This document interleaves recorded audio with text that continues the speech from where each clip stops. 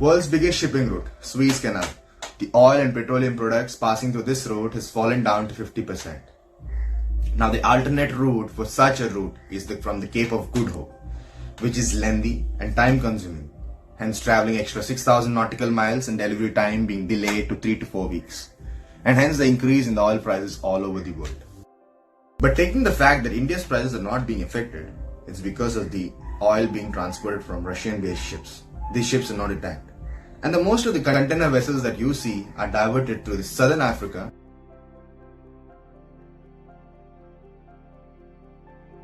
Why is this happening?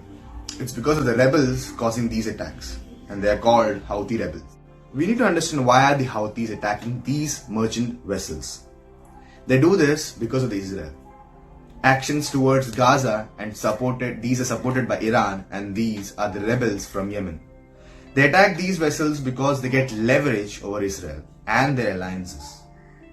Also, disrupting the economic trade and putting the economic pressure on the world. Understanding the geopolitics.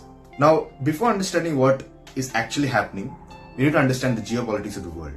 The most important crucial waterway being the area between Bab el-Mandeb of the Yemen coast to Suez Canal in the northern Egypt.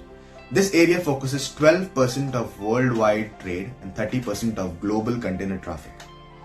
In order to understand this, you can see that once there was ever given which was stuck in the canal, Suez Canal, causing around billions of dollars of loss in trade.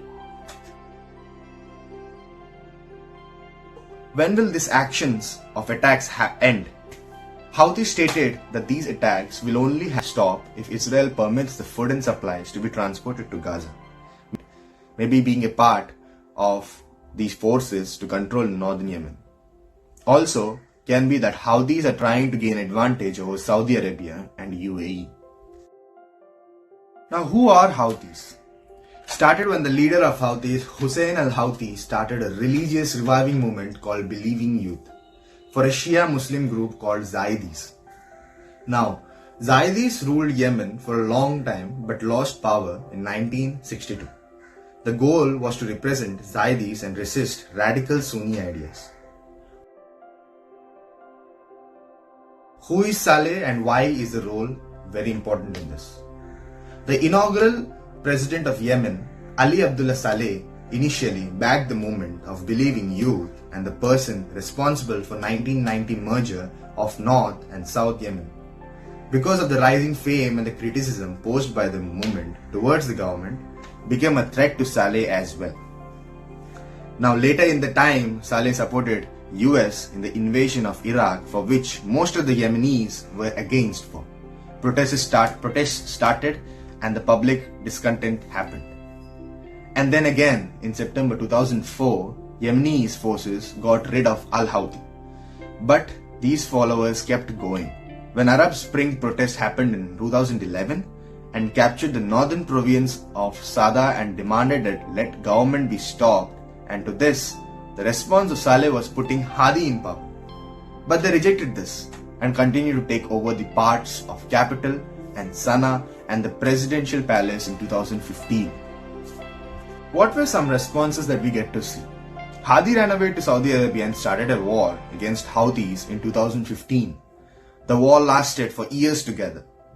2022 was the time they decided to stop fighting, but the peace didn't last long. Houthis get the support from Iran and has intensified since 2014, coinciding with the civil war and the growing tensions between Iran and Saudi Arabia. What kind of support does Houthis get from Iran? All the weaponry such as sea mines, ballistic missiles, provision of weapons and technology, drones and UAVs, some of the weaponry that they get from Iran. Why support Houthis? Iran and Houthis align themselves with a larger coalition called Axis of Resistance, led by Iran, opposes both Israel and Western influence in the Middle East. Houthis along with Hamas in Gaza, Hezbollah in Lebanon form an alliance together. Now we need to understand how is the world adjusting to all of this scenario. Starting with Israel. Israel has taken direct action and given cautionary message to attack Houthis directly if there is no any international action taken against them altogether. Zach Lee Hangbe, the international security advisor, has stressed the global arrangement to take address against the perceived threat.